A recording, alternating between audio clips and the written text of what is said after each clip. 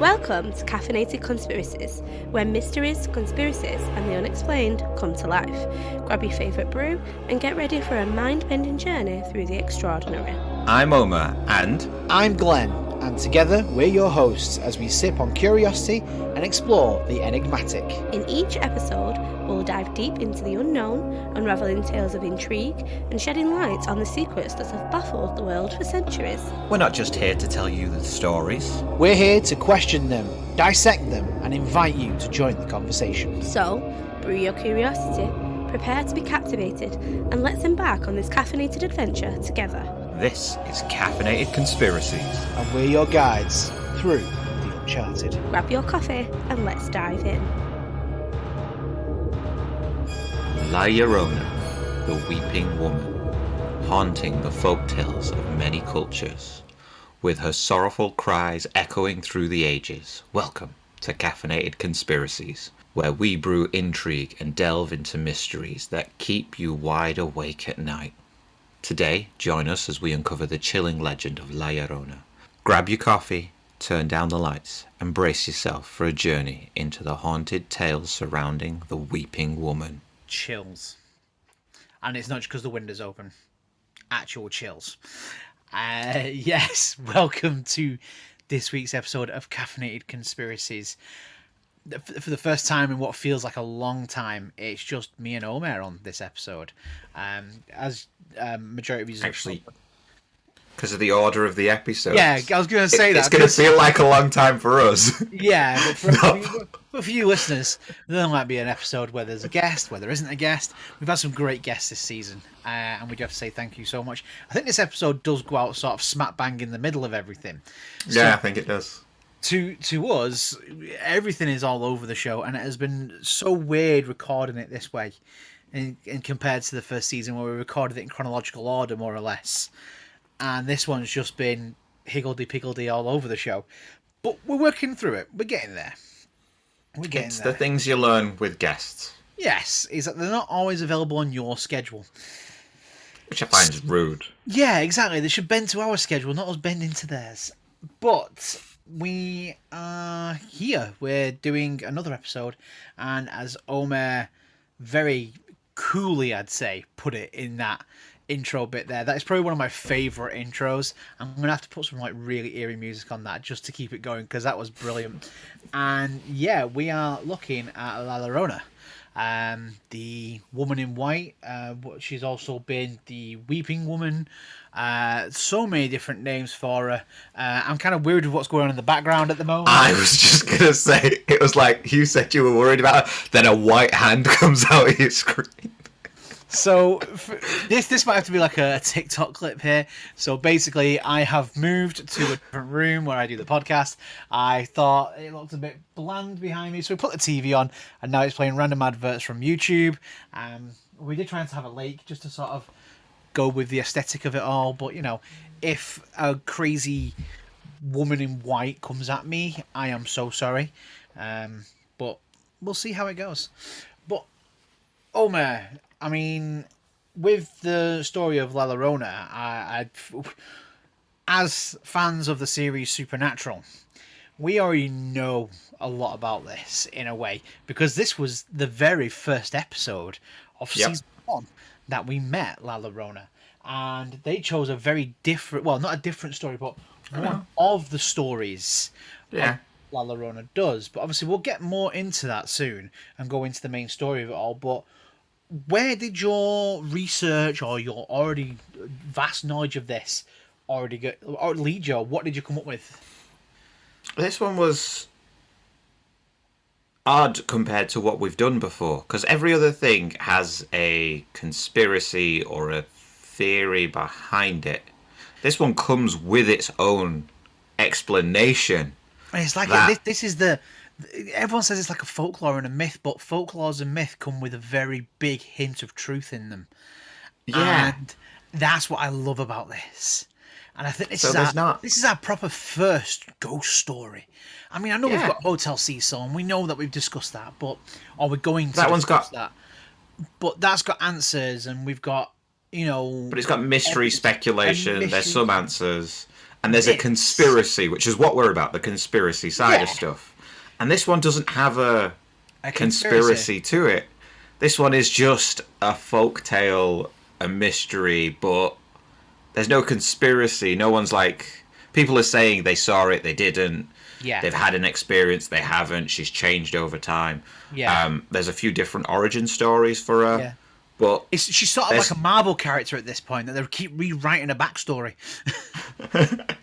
yeah, basically. Any comic book hero. But there's no conspiracy of like, you know, somebody's hiding something or there's a government. It's just how it's evolved in people's minds and Yeah.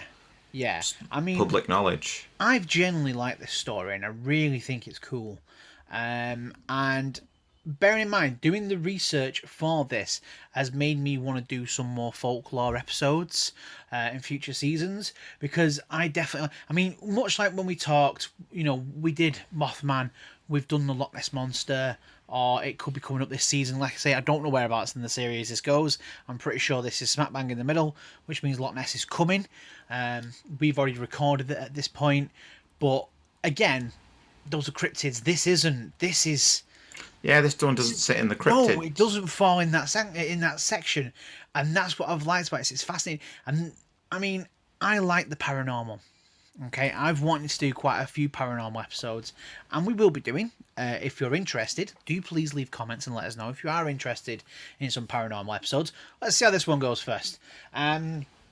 Let's go through some of the story then that we've got.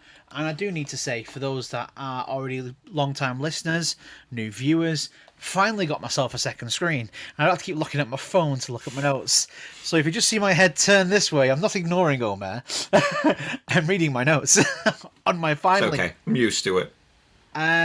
So, in Latin America, in Spanish-speaking communities in the US, and especially in Mexico, no ghost story is told as often, discussed as enthusiastically, or interpreted as widely as the legend of La Llorona. La Llorona literally means weeping woman. So it's no surprise that the main characteristics shared by all the stories of La Llorona is that she weeps. Other than that, the one defining trait, the spectre known as La Llorona, varies wildly. Many stories are told of what she looks like and what she does, and even more are told how she came to such a doleful spirit. According to the legend, now Omer, you can correct me if I'm wrong in any of this, if you've got other bits as well. According to the legend, La Llorona was once a beautiful woman named Maria. In many variations of the tale, Maria's husband was an unfaithful and abusive man who treated their two sons more affectionately than he did his wife. Other retellings say that her husband may have left her for a wealthier or lighter skinned woman. That bit irked me. As, you know, and I think that's because I as someone who's been cheated on in the past, you know, and even from this side of the story and, having other, hearing other stories as well, the fact that he left her for a lighter skinned woman. It wasn't... Yeah, I think that whiter skin thing is just because they are in Mexico. Yeah, they're Hispanic, and he was aren't they? he was a Spanish conquistador. So it was just like back in Europe at the time, whiter skin was more preferred. Yeah. It's not... It's like any woman from Spain would have been paler than her. Just because it was the fashion of the time. Well, going further into it, so the story goes, out of jealousy, rage, or despair, she is said to have lured her sons to a nearby river and drowned them, before drowning herself, and after realising what she'd done. In another version, Maria's neglected sons drowned accidentally while she was cavorting with gentlemen callers. Forever after, Maria's ghost, now La Llorona, is forced to wander the earth searching for her lost sons. She can be identified... sorry, I got distracted because my TV started playing another advert again. That is creepy. Why did you advise me to put a river on? It's weird because each advert has been women. Yeah, that's a bit scary, that behind me at the moment. Yes, so she can be identified now. I'm sorry if I butcher any Spanish here. She can be identified by her loud wailing cries, Miojos, Miojos. I can't actually say it, and that's how. Do you know how to say it, Omer? My son. I gave up. Yeah, I'm no good at Spanish, and if I've butchered it and you are Spanish, I am so sorry. Please don't hate the show. Just hate me. Just hate me for who I am. I'm British. We're arrogant. We're ignorant, and we don't learn anybody else's language. If you find a monkey paw, just wish that he has better vocabulary for the future. But I know that you're going to get something bad from it, but it's for the betterment of everyone. The translation basically is my sons, where are my sons? As she's trying to find them. So do with that what you will. Tormented by what she had done, Maria drowns herself. Some stories argue she died from grief. She's buried in the village the next day, but that's not the end of the story. It never is when it comes to spooky myths, let's admit it. That very night, the villagers hear a woman crying, and it sounds like Maria's voice asking, "Where are my children?" And an eerie figure in a long white robe, like Maria's burial clothes, is seen walking along the riverbank. Some versions of the myth say when she arrived at Heaven's Gate, she was refused access and banished to purgatory on Earth until she could find the children she killed. Later, she was dubbed La Llorona, meaning the weeping woman, and apparently roams near rivers, oceans, and bodies of water, but always after dark. The story has developed over the years, with people saying she kidnaps children who look like her own little ones. Others say she's after children that misbehave, with sounds of suspiciously like a parent trying to scare their child into being good. Others say she attacks cheating husbands and boyfriends, but they all have something in common. When she cries, you better start running. So, from that, what do you take from it, Omer? Vengeful spirit. But, like, it's a weird, like... It's vengeful for the mistakes it made. For a lot of them. Because one of the things you missed was... La Llorona's known for following children. Trying to claim her sons back so she can then move on to heaven. Yeah. So to help her pass on. So she will often chase children, which means the early days of her was scaring women, not men. Yeah. And then it changed to the men angle. And I think the most recent one was you can see her on the road when driving, which is where Supernatural got it from. Yeah, because she's on the bridge, isn't she? In the very first episode. If you are Supernatural fans, you'll know what we're on about. If you're not Supernatural fans, go and watch it. Set aside a couple of weeks, as there's 15 seasons, but make sure you watch it. This is episode 1, by the way, so you'll know exactly what we're on about if you watch it. Don't go watch the whole You've got to watch the whole first episode. You've got to watch it all, because I think like somewhere in season 12 she comes back again and they do a special Back to the Future episode sort of type of thing. I think the actual episode's called Back to the Future, but yeah, it's worth a watch. But yeah, I mean, this story, like you say, it's changed over the years, and it's adapted to be. Well, I mean, I think every culture and everybody has one of those ghost-like stories that's there to scare children into doing as you're told. Boogeyman. Yeah, we had the Boogeyman. We had. Well, I mean, what other ones have we had? You've had the Boogeyman. You've had Candyman, which is a film Bloody as well. Mary. Bloody Mary. You know, there's been a few. There's been loads. I remember growing up with loads of them. You know, like we used to live up in the hills, and they used to say that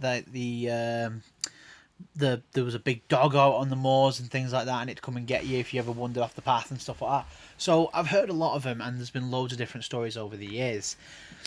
This one, though, I think is... To be fair, right, I've always said that I like sort of Greek mythology, I like Norse mythology. This is something different because it's Latin American, you know, their culture is so fascinating and so vivid that... They have their own mythology. Yeah, exactly. And this is like part of their whole sort of culture as well. You know, they do like the Day of the Dead, and you know, all these fantastic things. And I just think the story of La Llorona is just so gripping and so interesting. I mean, I think I'm lucky. I've never cheated, so she's not coming after me at any point. I've never done anything ill ward. I mean, the other half could say something different, but you know, I think I'm safe. Some others now are probably turning off the podcast and running, but you know, who am I to judge? But I mean, what did you come across anything while doing research on this that hasn't jumped out at you from the main story, or something that you never knew before? For me, it was like the bits that we knew already, like the first. Like, are you trying to watch? Are you trying to watch the advert behind me now? I was worried about the advert just then. Yeah, genuinely. But yeah, going back to it, it's like it's older than I thought it was, because I thought it was because it says Spanish conquistadors. I think it's like you know 1700s, but apparently it dates back to like the 1500s. Yeah. And then with this one more, it was like a personal musing of when I first heard of La Llorona. Then something I found in my research was like, as you mentioned, the Day of the Dead, the Dies de la Muerte. I said that well wrong then, but yeah, it was better than what I could have said. So it's, for all we know, that was like perfect Spanish. Where the veil is thin enough where the dead can see you, and you got to give an offering and everything. This being a Mexican folk tale, where you've already got that the dead can cross over and see the living. Yeah. It kind of felt like this fits in their sort of culture so perfectly, and it makes more sense there than anywhere else. Yeah. Whereas if that is a thing that happens, then her being around and taking advantage of that moment or that day would make a lot of sense. Yeah, you're not really going to find her rocking up at the side of the canal in Manchester, are you? You know, La Llorona trying to lure you into the canal. I mean, it could happen. It really could happen, but... I mean, there was the canal pusher. There was the canal pusher. Which could have been. Could have been La Llorona, you know. Maybe we've just stumbled onto a conspiracy now. You were saying that there's no conspiracy. You were saying there's no conspiracy to this, but you know what? We've got you. And before we go further into it, we're going to take a very quick break. And welcome back to the misty forest of La Llorona. Please, don't cheat and go into the forest. Or if you... Wait, no. I don't like cheaters. So if you cheat, please go in the forest. Yes. Anyone with children, stay out of the forest. Yes. Stay away from canals in Manchester. And stay away from canals, because... Or Venice. Stay away from any canals. We had a friend who fell in one. Stay away from canals, because there is now a theory that we and Glen are propagating to say La Llorona is the canal pusher. We'll get into that theory, because we've already scored it ready. And I know you all listening to this going, I want to know what the score is for this one. Well, can't tell you yet, because it will ruin the surprise. All right, just stay tuned. It's coming. I promise you. It's going to be a good one. Now, obviously, the story of La Llorona, we've gone through it. We've discussed it, and obviously, when we did our episode on Amityville, we talked about with Shannon. We talked about ghosts, and obviously, if we'd seen something, if we've ever felt a presence. Now, this again is hard to go into theories, like you say, but we can talk believability. Now, this is where me and you can differ sometimes in these aspects, and we do sort of have a nice little banter about it, and sort of we like to get our opinions across. Never gets too heated, which is nice. I like that. Because if I don't have you, I don't have a podcast, and then it's just shit with me just being here by myself. Apparently, you're the one who like carries the show, according to some people in the comments.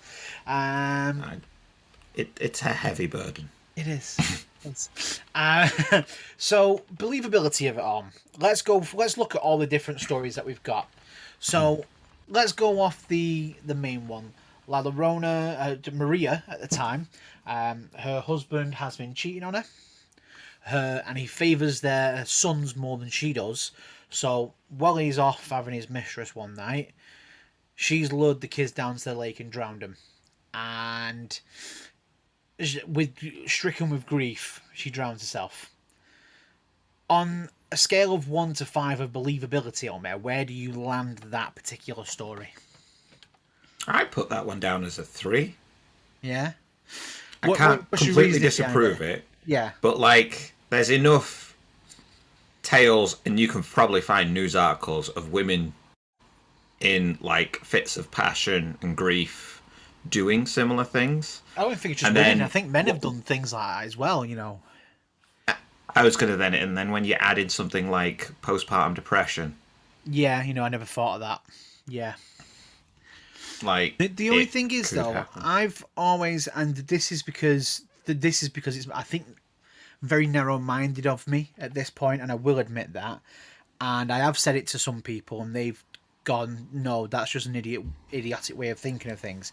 Is I've always been led to believe that the human body, we have fight or flight, we always have, but even I've always believed that it's impossible to drown yourself unless you physically tie like rocks to your feet or something.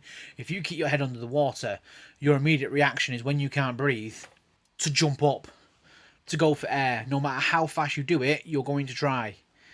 So how did she drown herself? She must have done, if she's done that, then there must have been some sort of evidence that she's tied herself up and threw herself in, or she's gone under and held onto a rock or something. But at least then she might have passed out, she's turned round, husband's found her, dragged her out of the water, CPR, she's back to life.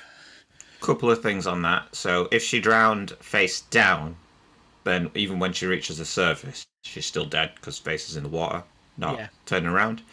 Secondly, there's, like, if she drowned the kids, she would have to hold them underwater. Yeah. Energy drain. She's then swam out to drown herself. And then, yes, we do have a natural survival instinct that would kick in. But if you've got something like clothes that are now soaked and wet, which is why, you know, when you get in water, you get heavier because your clothes soak up the water. Is this why they teach us to swim in our pyjamas? Yeah, because you're heavier with your clothes on. That's... I'm not changing what I said. It was like the grabbing bricks at the bottom of the pool. It was always like, why? What am I dropping at the bottom of the pool that I need to go swim down for? When has that been a life skill I've needed to date? And the jams thing, who's waking up in the middle at night? Someone's drowning. I don't give a fuck, I'm asleep. Go and tell someone who's a fucking wake, not me. I am asleep in bed. I am comfy. Whoa.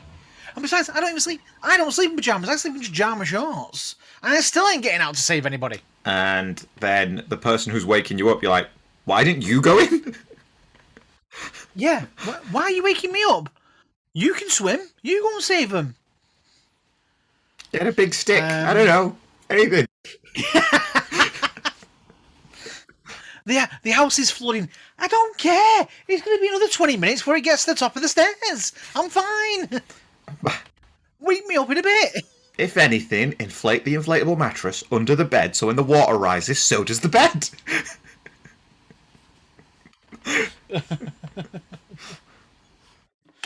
Oh, God. Oh, I'm being shouted at how loud I am, apparently. So I do apologise. See, now La Llorona's going to get me. Not because of this. There's going to be a whole new story. It's because the husband was too loud. What she's not realising is, obviously, my other half, who you would have heard on some episodes in the background, you would have heard doing the intro voice of the show, and is on one of the episodes. And again, depending on where it is within the sequence, you will have heard her. But she's sat directly underneath me at the moment because we've moved to the back bedroom. She's in the front room, and everything is so vibrated on this floor that it just sort of travels through. So I could be as quiet as I can, but she'll still think it's dead loud. So, but yeah, that's me getting taken out by La Llorona tonight. Hopefully Mothman will come and save me. He knows that I'm good. He knows. No, he just needs to keep you safe because you know where he lives. Oh, yeah. We have mentioned it on the show, but we can't tell you. You have to listen into the episode. What episode is it? Well, that's a surprise because I don't even remember. we don't even know. We haven't got a clue anymore. For all we know, this is season 4. We just don't know. So yeah, we've got that one. So we've got the believability. You've scored it a 3. What's your score on it? Because of, I'm going to give it a 2 because the drowning of a self. Like I say, my instincts is fight or flight, and I have been told that's quite narrow-minded. If somebody wants to kill themselves, they will find a way. But I still think somewhere deep down there is still an instinct to not want to die and to survive. Yeah, that's true. So, that's why a lot of suicide attempts don't always go as planned, because that survival instinct kicks in. But there's a lot of suicide attempts that succeed, so... Yeah. Then we've got the other one that she was sleeping with other men and sort of wasn't watching the boys, and the boys drowned.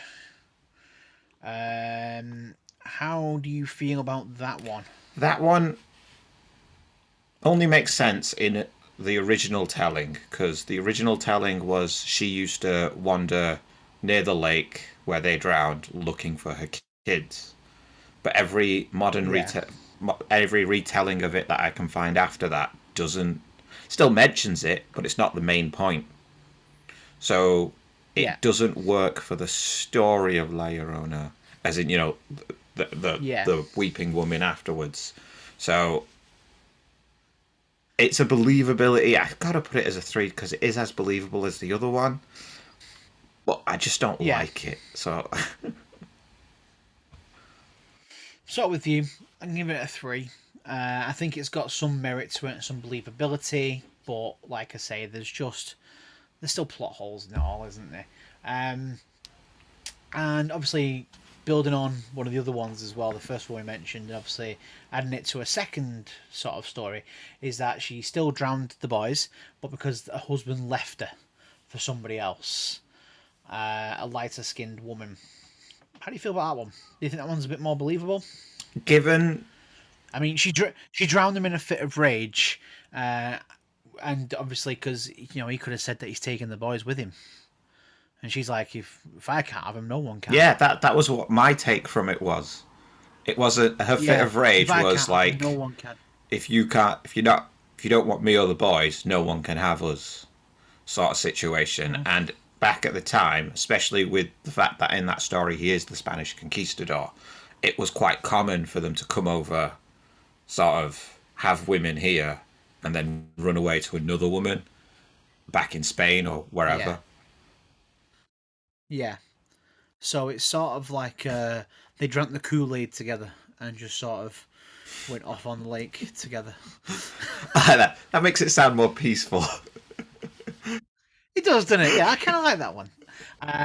I honestly think that that's a bit more believable in a way, that she did do it in the whole, if I can't have you, if you're not taking my boys away from me, I'm staying with my boys.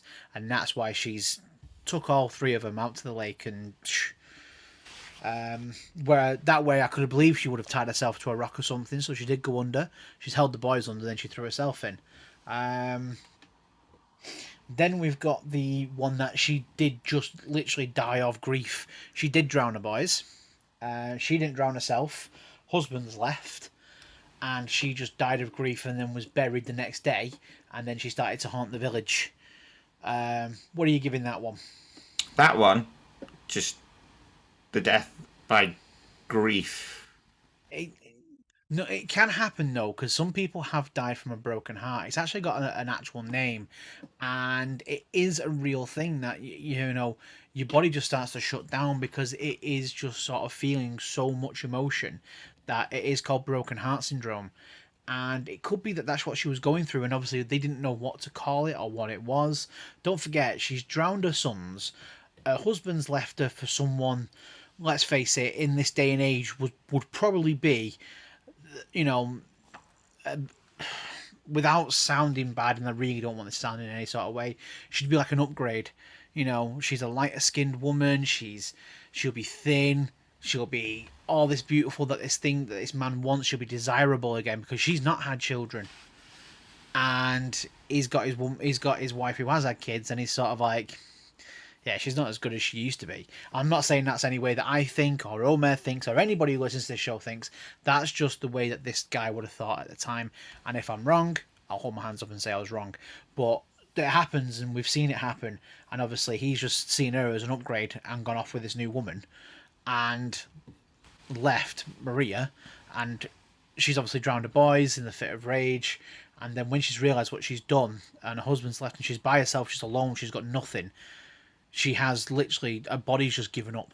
She's give up, her body's give up, and it's just shut down, and she's just died. Yeah, exactly. Exactly that.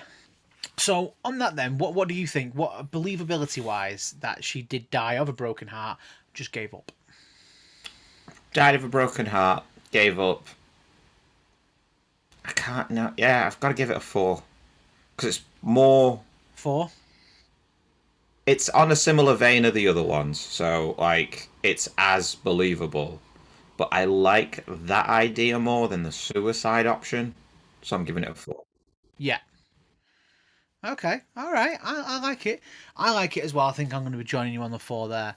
Now the final one, which is the conspiracy. And we said we were going to save this for last, and it's a big one. I still got more on this, but sure. That... We're going to go for this one. No. Oh no, you go. If you've got more, you got more. We'll save this for last. You want to save that? That's what we said. We're going to save that one until the last. We're saving that for last. Okay. Yeah. Because leave them wanting more, Omer. Otherwise, they're gonna keep skipping, thinking, "Oh, we've got it now. This is it. This is what we can hear." And they're like, "Oh no, we've got to listen to more of it." Actually, I kind of like this show. I'm going to listen to more of it. I'm going to like, comment, and subscribe on this show. I love it. Craig Charles listens. Ryan Reynolds listens. The rumour is that he listened to it on the set of Deadpool. Deadpool 3, that is. Yeah. You can hear me and Omer in the new film. We'll have a disclaimer at the bottom that says, Caffeinated Conspiracies is not in Deadpool 3. Final cut. Extended edition. Okay. So, however, we're trying.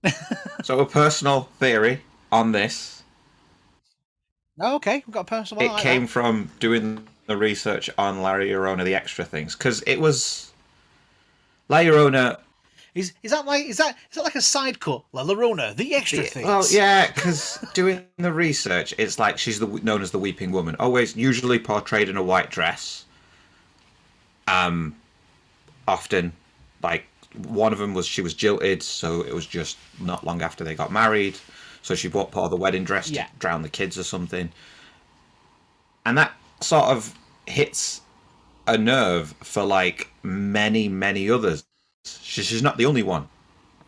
You've got the Banshee from Irish folk tales, the White Woman from German. There was like a whole list of them that I found. Like from all over the world, like Hungary has one. There was a Japanese folk tale of Eerie and Onori. I'm sure I just like totally ruined that. But as you mentioned earlier, it's the similar theme of the woman thrown in a well, the ring, basically. What was it? It was like it was the inspiration for the ring. There was loads of them. It's like Estonia had one called Haspulus. Oh no, it was at Haspulus Callus, or what was she called? No, it's just translated to the White Woman again. But yeah, all over the world. The oldest one I could like. Some of them are older, but like the oldest recorded one I could find was like in the 1400s, so older than La Llorona. Yeah. And apparently, one of the bits of research I came across is there was a writer who made a link between La Llorona and the White Woman of Germany, and he sort of put it akin to, what was it? He put it akin to a Greek tale, the demigoddess Lamia, one of Zeus's flings, many thousands of things, because God, that man had too many. And then she was cursed by Hera, like most women who sleep with Zeus are. You kind of think they'd learn. Yeah, you would. So, and Lamia, like from the Greek tale, it's Lamia killed her children and all of the children. And Hera killed all the children Lamia had, and out of jealousy over the loss of her children, Lamia kills herself, but then gets turned into a demigoddess, which is a white woman once again. So it's like it's a repeating tale from different cultures all around the world. Yeah. What if it's one person? Right. Yeah. Could see it. I like that. And I was like, yeah, that's pretty cool. because it's like the chances of everyone. And my theory was like, if you were that one person, different times all around the world, right? I was like, vampire. It's a perfect tale to keep people away from you so they don't get so close that they figure out you're a vampire. And because it's local folk tale, people are like promoted to stay away from you. But when a body goes missing, they don't blame you. They blame the white or weeping woman. You may have had this one. It's another episode where you've got it on the head. I was like, For that one, you need to listen to our episode on the Mary Celeste.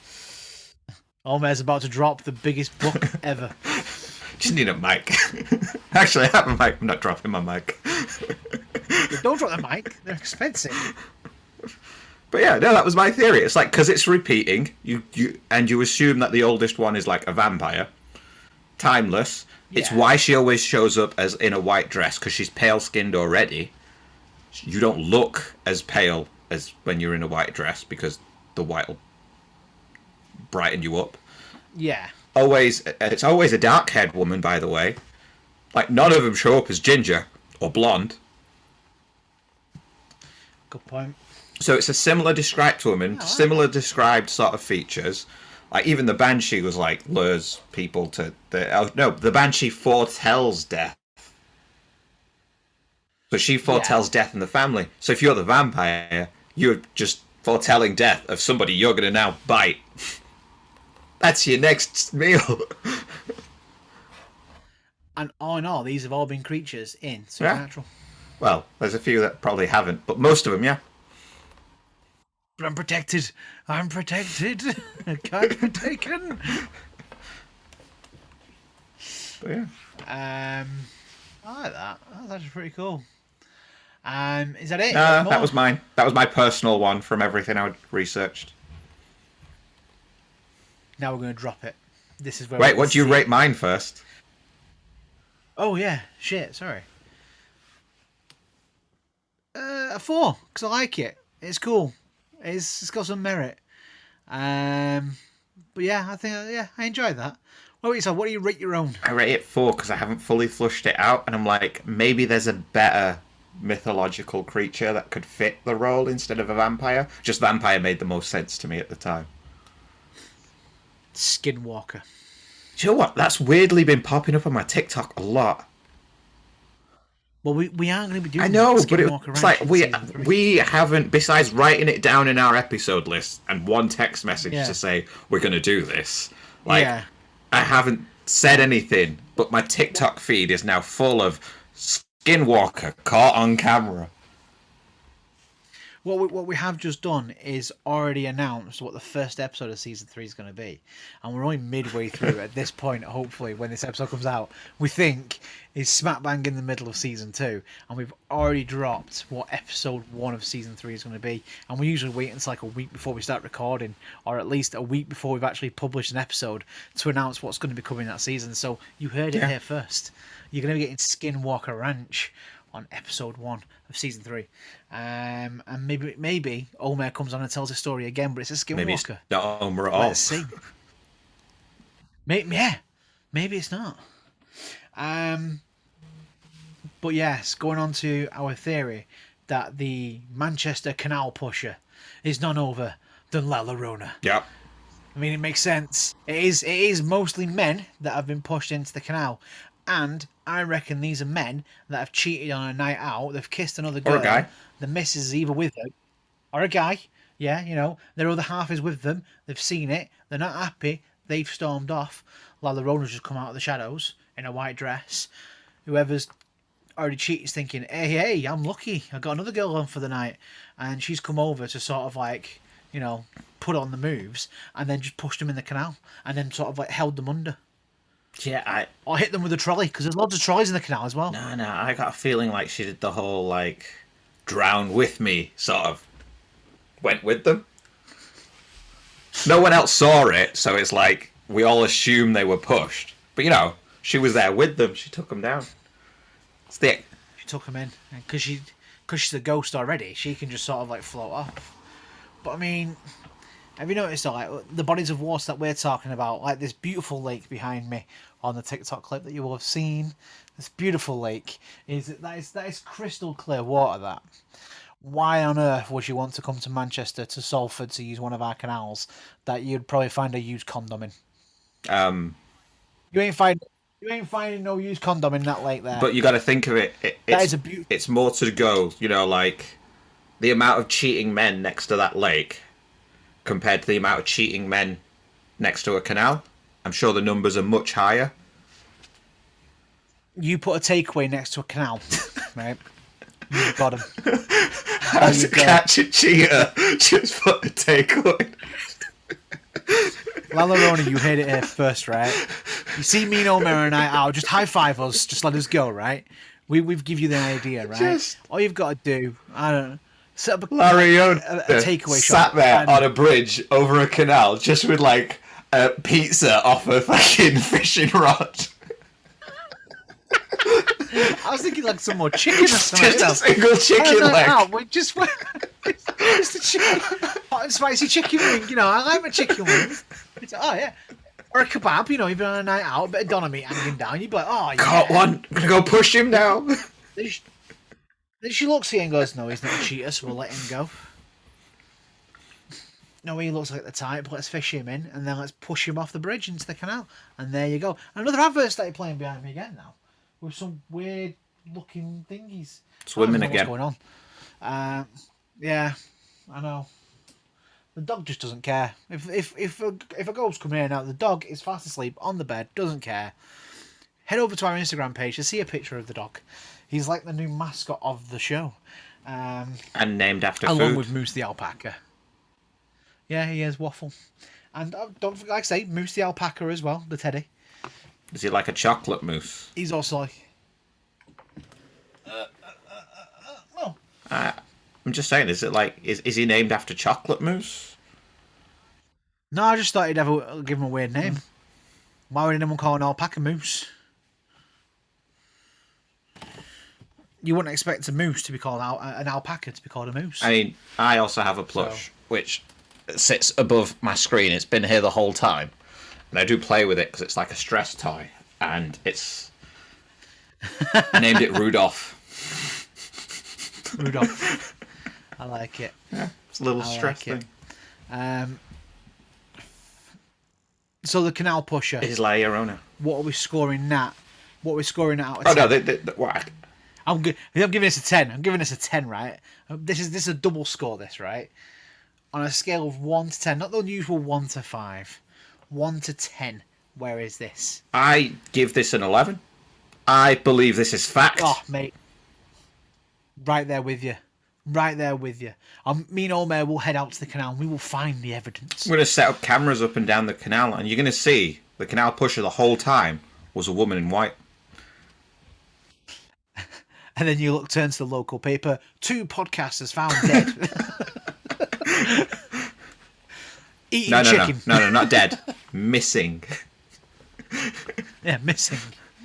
We wouldn't make the newspaper, Omer. We wouldn't make the newspaper. We wouldn't even make it onto Facebook. No, we'd be a clickbait ad, definitely. Guess what happened to these two?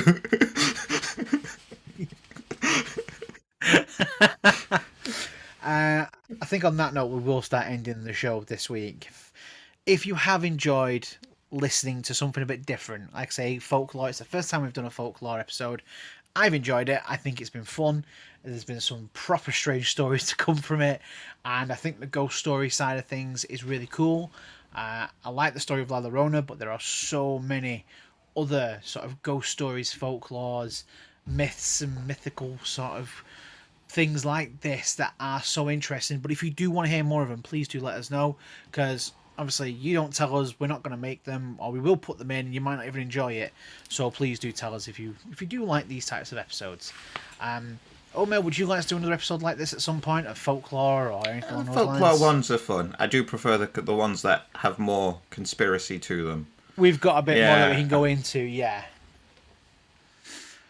You never know, we might have to do like a sideshow where we just do sort of like mini ghost stories. Glen and Omer's mini ghost adventures. Do them in like 2 minutes. Basically just put them on TikTok. Yeah. Yeah. Well, something like that.